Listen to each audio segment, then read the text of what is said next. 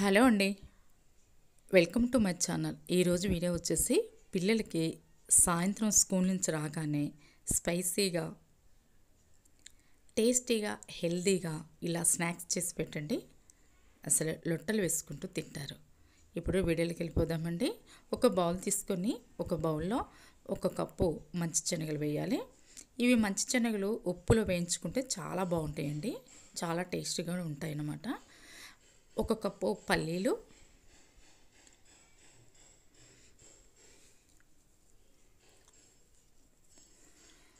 2 కప్పులు మొక్కజొన్న గింజలు. ఇది స్వీట్ కార్న్ కాదండి, మామూలు కంకులే. ఇలా 2-3 సార్లు కడగాలండి. కడిగి 2-3 గంటలు నానబెట్టుకోవాలి.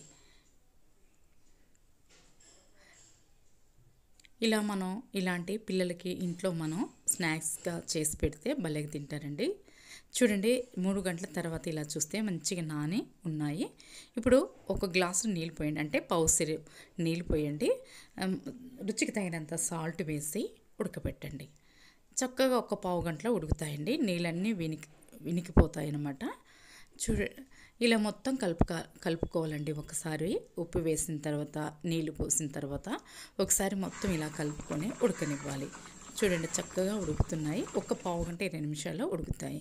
కుక్కర్లో కూడా వేసుకోవచ్చండి. చూడండి, నీళ్లు లేకుండా చక్కగా ఉడికాయి అన్నమాట. తర్వాత ఒక బౌల్ తీసుకొని ఆ బౌల్లో ఉడకపెట్టిన ఇవన్నిటిని వేసేసి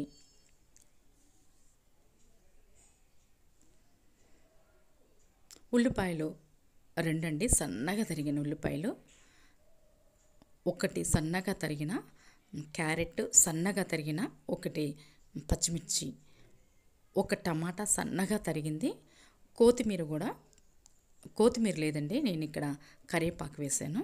సన్నగా తరిగిన కరివేపాకు, జీలకర్ర పొడి, ధనియాల పొడి 1/2 స్పూను,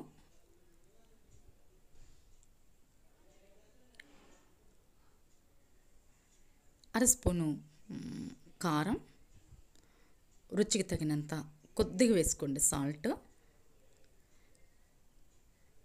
నిమ్మరసం ఇక్కడ కొంచెం ఎక్కువే పిండుకోండి. ఈ స్పైసీ అంతా చక్కగా మొత్తం కలిసిపోయి చాలా చాలా టేస్టీగా ఉంటుందండి.